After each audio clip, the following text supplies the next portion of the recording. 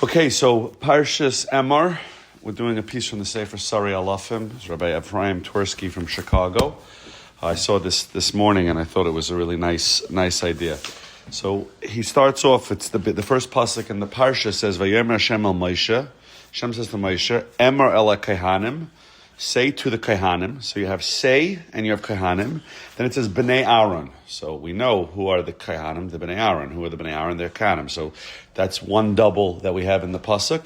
V'amarta, we already said Emor el Kehanim. V'amarta, so you have another double. You have Emor v'amarta and you have Kehanim Bnei Aaron. And then it says Lem Nefesh lo yitama ba'amav. The first halacha it gives is that a Kohen is not allowed to become tamei, right? Well, we know there are exceptions, family, Kohen Gadol, there's very few exceptions, only a Meis Mitzvah. But actually this morning I'm on this Meis Mitzvah chat to go, and they have, so they send out these texts to get people to come for a Meis Mitzvah. Such a chat? Yeah. Who runs it? There's a guy from Five Towns, this Badner, he runs his.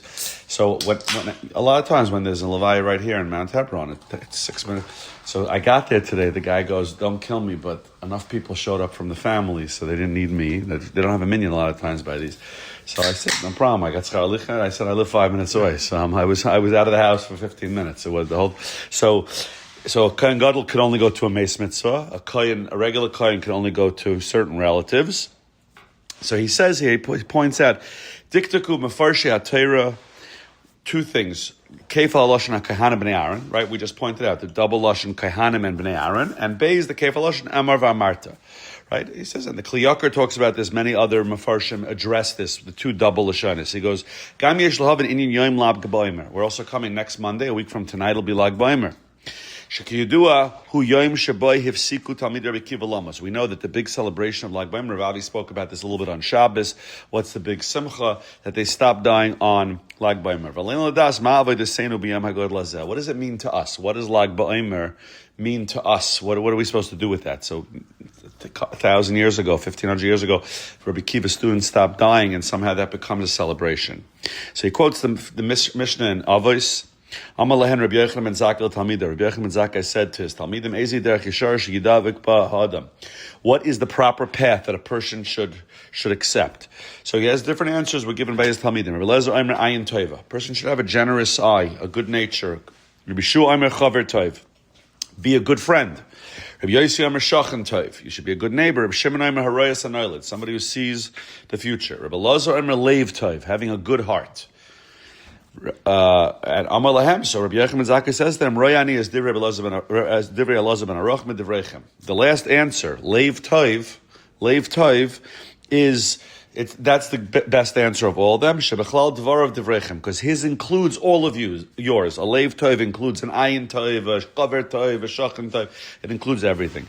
V'yesh lahavin mahu Leiv Tov v'mama losay al kol shar hadrachim and askaras. What is it adding over all the other ones? Why is a Leiv Tov so much better than an ayin Tov, or better than being a chaver Tov? So he says the famous idea in Parshas Ba'aloischa, when Aaron HaKohen, after the Nesiim and the end of Parshas Nasai, bring all the karbanos, Aaron HaKohen is instructed to light the menorah. And it says over there, Vayaskein Aaron, El Mul Pnei HaMenorah, Hela Nereseh Kashetziva Hashem Es Moshe. That Aaron did exactly like Moshe commanded. And Pirush Rashi, Vayaskein Aaron, Lahagid Shvocha Shel Aaron, Rashi says that the pasuk is telling us the praise of Aaron HaKohen, Shaloi Shina. He did not change. He did exactly the way Moshe instructed him. Kvar nishbru harbe kul moisim al Rashi zeh. Many pens have been broken on this Rashi, right? Because Rashi is saying that the big praise of Aaron HaKohen is that he did what Moshe told him to do as Hashem had instructed. Love and ma'o shavach Aaron kahana kadisha shleishina me'mayim Hashem yisbarach. Aaron HaKohen was one of the biggest tzaddikim that ever lived. It's such a big chiddush that he did what Hashem told him to do. What else is he going to do? Hashem told him to do it. He did it. Lama hava mina sheyishana. What was the thought that he would change what Hashem told him to do? So now he starts to explain. So those are the questions, right? The questions are, why the two double lashonos? What is this milah of a leiv toiv over all these other milas?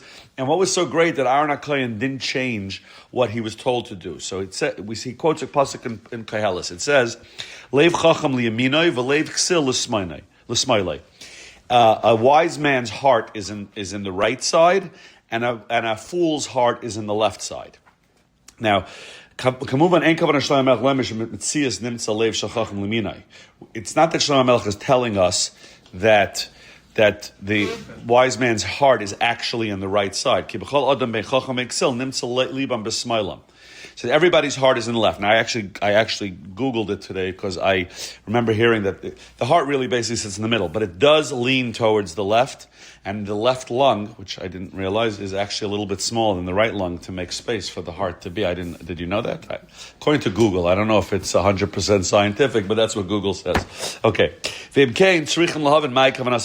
But the bottom line is, physically, nobody thinks that Shlomo Melech is saying that a wise person's heart is situated differently than a foolish person, right? So what does Shlomo Melech mean? So he quotes Rav Nachman of Breslov. Whatever that means, it beats towards the left, or a little bit more of its mass is in the left. Why is it that Hashem made it? It would make sense for the heart to be dead center, right? It serves the whole body. So why does it, whatever scientifically that means, but it does somewhat favor the left side? Why is that? So he says, Halo Yadua Chashivas Hayimin B'chol Hanhagas Hayehudi. We know that when anything we do in Yiddishkeit, right is always considered better. Right, the right side is always the better. We always start with the right foot over the left foot. We always do our mitzvahs with our right hand.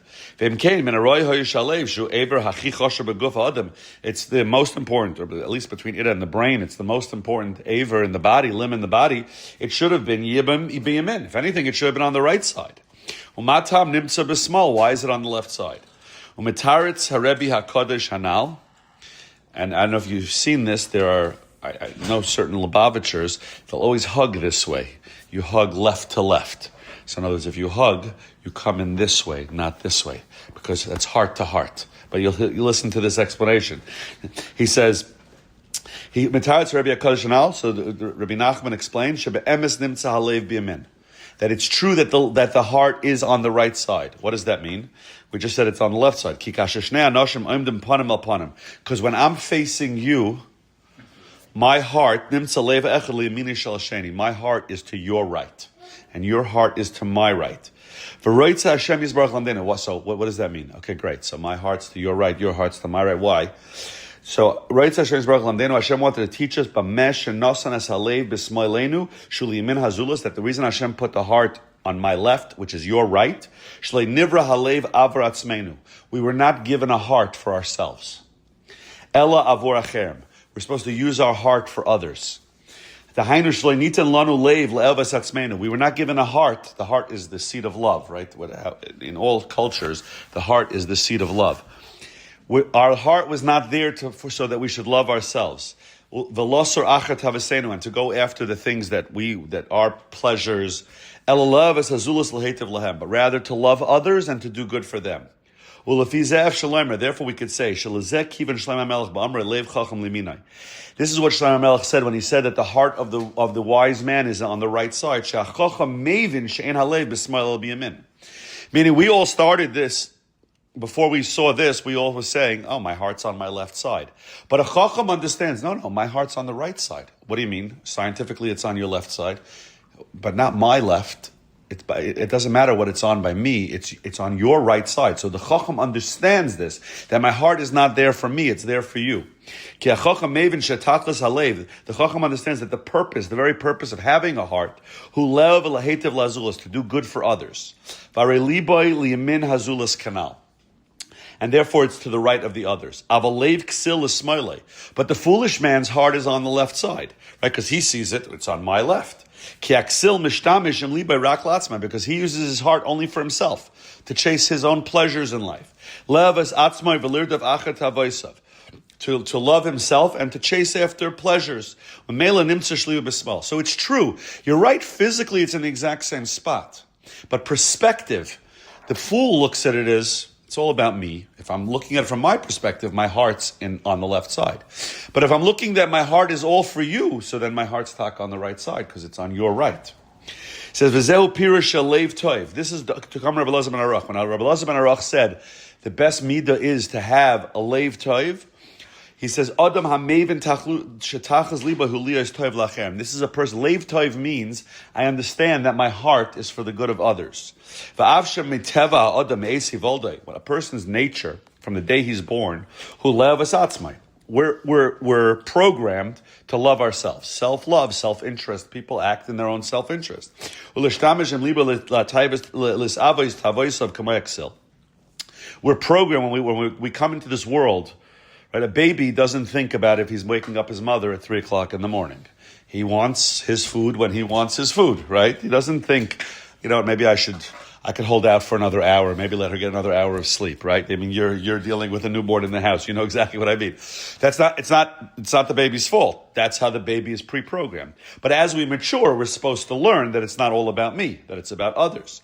A person is born to work. To work on himself, all the days of his life, to change this nature that we're born with, and to use his heart, the heart that is naturally programmed to be self-interested, to be a left heart. We're supposed to reprogram it to be a right heart. To learn how to use the heart to love others and to do good for others like the Chacham. So what's the opposite of a leiv toiv? Leiv toiv means I understand that my heart is not there for me, it's for others. What's the opposite? Loi toiv. Not good. He says, right? Loi toiv heyois adam levade. When Hashem was making Chava, he was said that I see that it's not good for Adam to be alone, and therefore I will make an Ezer Kenegdai, right? But the words of the pasuk are Lo toiv heyois Adam levadei. It's not good for a person to be alone. Pirish shenimtza Adam levadei ba'ofen shemishtamish im libay la'atzmai. Meaning, the pasuk obviously on the face of the pasuk means that's not good for a person to be alone, right? We don't in Yiddishkeit we don't have. I think there were a few Yechidim throughout Jewish history that lived away in the mountains, but in general we don't live that way, right? We talked about this a few weeks ago. You could have 9 of the biggest Rosh Hashivas standing around for a minyan, and a 13-year-old boy walks in. Without him, they cannot say Kaddish. Right? Yiddishkeit is meant for people not to be, not just in marriage, but in general. We're a social, it's a social religion. We need each other, right? No single Jew can keep all 613 mitzvahs. You need Kaihanim, you need Leviim, you need Israelim. We're supposed to be, so Hashem is saying, it's not good for man to be alone. It's not, it appears that a person dealing only focusing on himself. He only uses his heart for himself. That's called loy toiv. A person who's completely self-absorbed, that's called loy toiv. He doesn't do anything for anybody else. Now listen to what he does here. This is such a beautiful concept. When I saw this, I said we have to learn this tonight. What's the difference between loy toiv and leiv toiv? 1, right? Because it's the exact same letters, except that the aleph becomes a beis. The loy toiv becomes a beis, leiv toiv. Hurak mispar echad. It's just one number off. Dahainu achilik ben aleph lebeis, right? If you spell it with an aleph, it's loy toiv. If you spell it with a beis, it's leiv toiv. The entire purpose of our entire job in life, 120 years on this planet, is to get from that aleph to the beis. Right? Remember, everybody remembers the famous, they quoted most often from the Kotzker, but it seems like it came from his Rebbe, or Simcha ben Pshischa. Anyway, if he was quoting his Rebbe, said that a man spends 120 years in this world trying to travel 1.5 feet, right? From the brain to the heart, to connect them, right?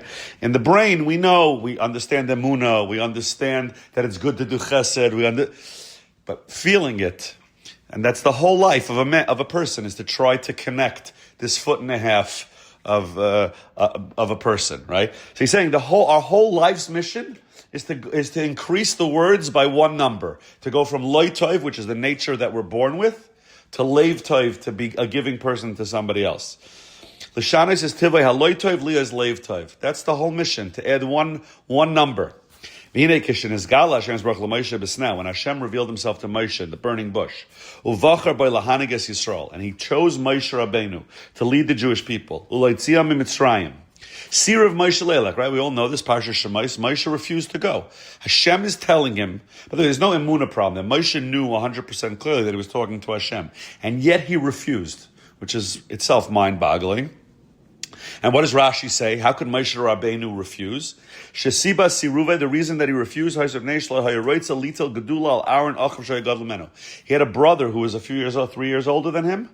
He was afraid it would embarrass Aaron. Aaron would be upset. Aaron would be jealous. He didn't want to do it. So you understand, you have millions and millions of Jews waiting for Geula. Hashem is telling him to go, and Moshe says, no, if it's going to upset my older brother, I'm not going. Right? Maybe Aaron had not gotten to this point yet where he turned the loy tov to the leiv tov. Meaning maybe Aaron would feel his kavod was marred. He wasn't completely giving to others yet. Remember, Moshe didn't know this. He hadn't seen Aaron in 40 years, right? That Moshe was gone for 40 years. He didn't know that Aaron would be happy for him. But what did Hashem tell him? Aaron's going to come greet you. He's going to see you. His heart is going to be happy. Meaning Hashem is telling Moshe Rabbeinu, Aaron Kohen already doesn't have a light tov. He's a leiv tov. Right? V'samach b'libai. Pirish Rashi, it's not like you think that he's going to be upset about it.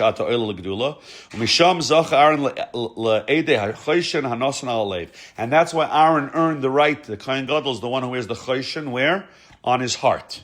He wears it on his heart. Pirish,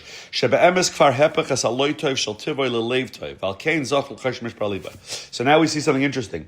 Because Aaron had transformed his loy tov into leiv tov, he was zeicha to the kahuna.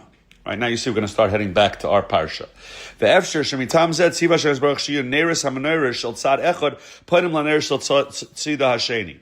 If you're doing Daf Yomi, we just had this recently. If not 8 days ago, 9 days ago, Daf Tzadi Ches, right? Which that all the candles of the menorah face the middle one, right? They all face the middle one. Ki Neris Hamanayrish Roimzim Al Neshamas Yisrael. The candles of the menorah hint to the souls of the Jewish people. Shekosar Ner Hashem Nishmas Adam. Right, the Ner of Hashem is the neshama of a Jew. Valkein Elohei Neris Poinim Kol Echad L'Mayla. When we light candles, they all go straight up. Right, they don't face each other. We don't even try. Even Hanukkah, Friday, we don't try to face them anywhere. They go straight up. That's how a candle naturally goes. But if they did do that in the Beis Hamikdash, Hayamayra Al Loy Tov, it would look like an expression of loy tov. Each one's worried about itself. It's just going up. It's working on its relationship with Hashem, whatever. But it looks like it's not worried about the candles next to it. You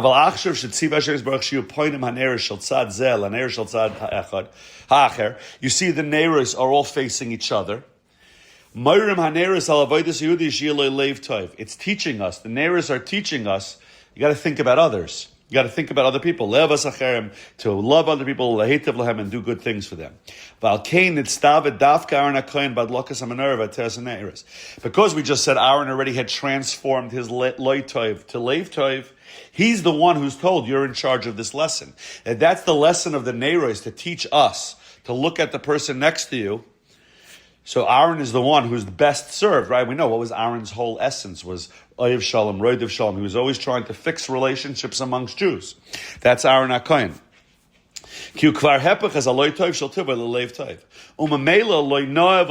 That should sound familiar from Pesach. It was befitting and it was appropriate for him. He's the one who sets up the candles because he's the one who could teach this lesson. Now go back to Parshas Ba'al Loischa. When Rashi was saying it, it didn't say about of the other avodas in the Beis Hamikdash. It was specifically talking about the neiros of the menorah. Vayaskin Aaron shehita es haneiros sheyupoinim zelazeh bechinas leiv tov. You know what Rashi's chiddush is? Not that Aaron HaKohen did what Hashem told him to do. Of course he did what Hashem told him to do. But Aaron HaKohen was capable of doing it. Somebody who had not turned his loy tov to leiv tov wouldn't be capable of teaching this lesson to other Jews, right? We've all experienced rebbeim or teachers, not some guy who's just giving some food and some Torah on a Monday night, but I'm saying real rebbeim, that if they didn't live it, convincing to other people, right? A real tzaddik you learn from because he exemplifies the lessons that he's teaching. Somebody else who hadn't done this loy toiv to leiv toiv could have given as many lectures as they wanted on leiv toiv. We wouldn't have been able to hear it. Vayas Cain Aaron. Aaron was able to do it. He had already done it for himself, and therefore he was able to instruct the Jewish people to do it for themselves. Now this is a very big praise. Now we understand why it's such a big praise. He was chosen for this mitzvah. Right? What does Rashi say? If you look back at the words of Rashi, Rashi said, he changed the loy. The loy he changed into leiv, right? That it's not that he didn't diverge from what Hashem told. He changed his loy into a leiv. He took the nature, because everybody's born with that nature. Even Aaron HaKohen is born with a selfish nature, into leiv toiv. Al Kain loy nov loy ya lasses came bad lakas manara. Therefore, he was the appropriate person to light the candles. V'hine isa b'svar makdoshim.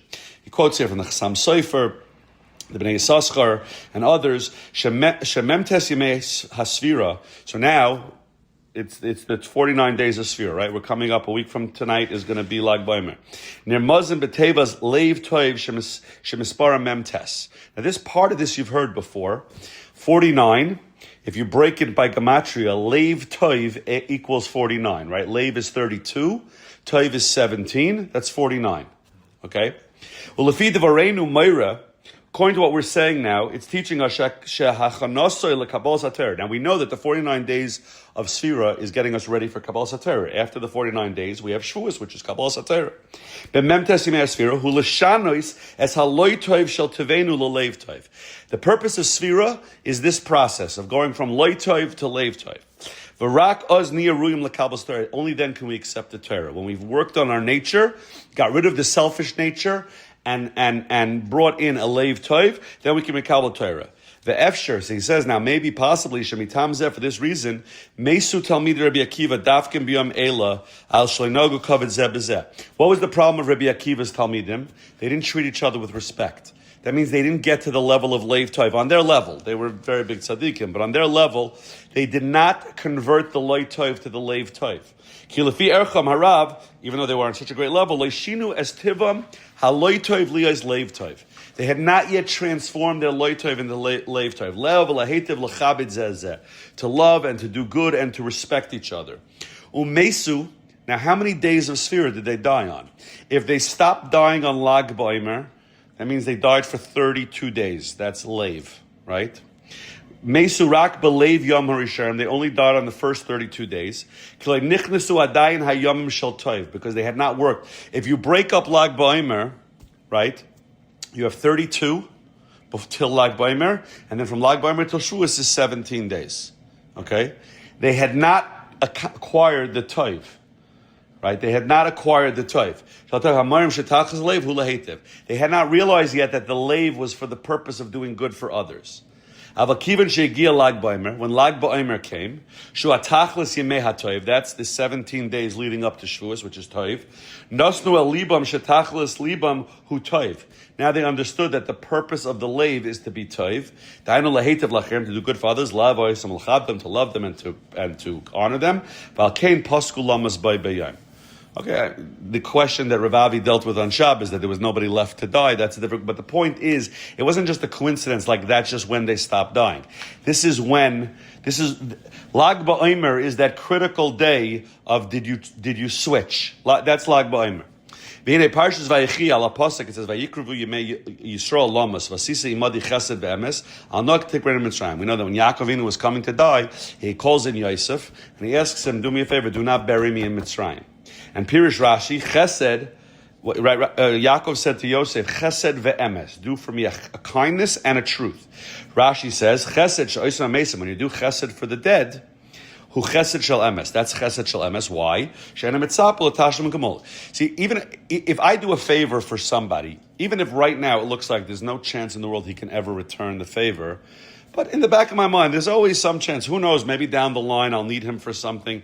So it's very hard to do a pure favor when you're dealing with living people, because even if I don't expect anything, and even if the guy doesn't have anything that I want. But who knows? Maybe at some point down the line, I'll be stuck on the side of the road, and he'll come by with his car, and he'll remember that I did him a favor, and he'll give me a lift. Right? There's always that little thing that. But when you take care of a mace, there's no chance he's ever going to repay you. Right? He can't. He can't repay you. That's why it's called chesed shalamis. It's a true chesed, because there's no part of my mind that expects any kind of return favor. Nimtza shesi halev toiv, the pinnacle of the leiv toiv, shula heitev lazus, doing good for somebody else, hula tapel b'mesim, is when you take care of people who chevra kadisha, go to a levaya, anything like that, anything that has to do with Right? What's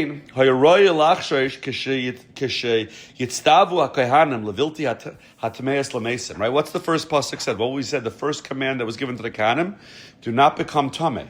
That means that a kohen, under normal circumstances, cannot do so much chesed with the dead.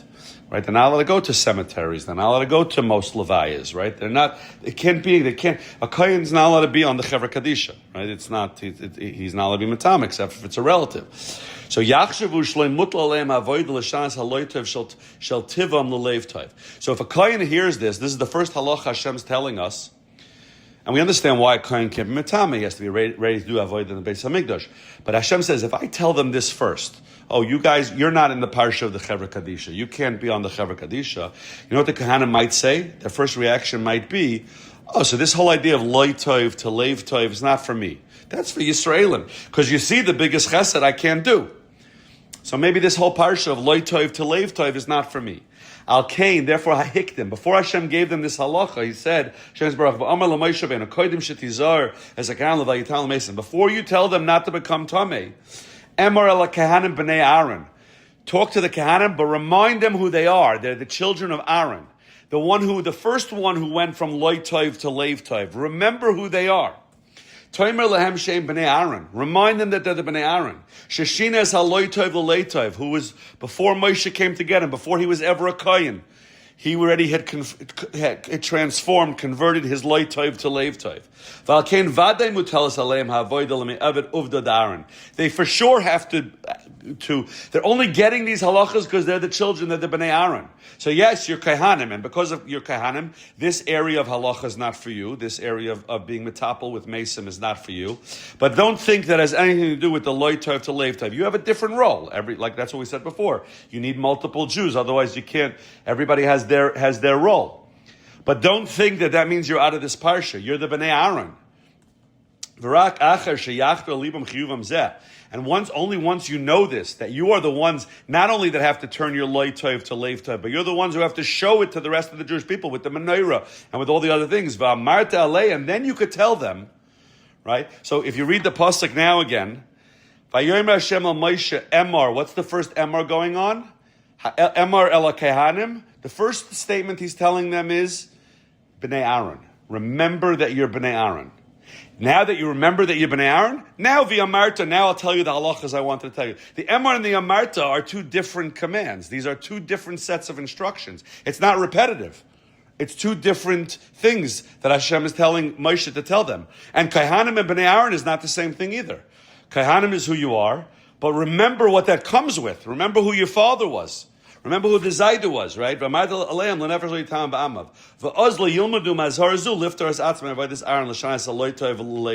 And with this, they won't forget that their job is still, okay, for whatever reason, they can't be involved with Mesim, but their primary obligation is still to turn the loy tov into leiv tov.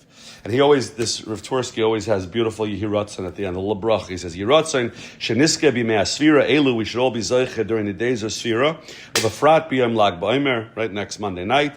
Yom shemaschilim ba yimei hatov, it's the days that begin the count of hatov. Leos mitalmidav shel Aaron HaKohen, to be from the Talmidim of Aaron HaKohen. Lashana says haloy tov l'leiv tov, to transform our loy tov into leiv tov. Vayideze niska l'kabel sater b'shleimus, and through this we should be zoichet to be mekabel the Torah completely. Levias Mashiach tzekenu b'her menu amen. Shkoyach.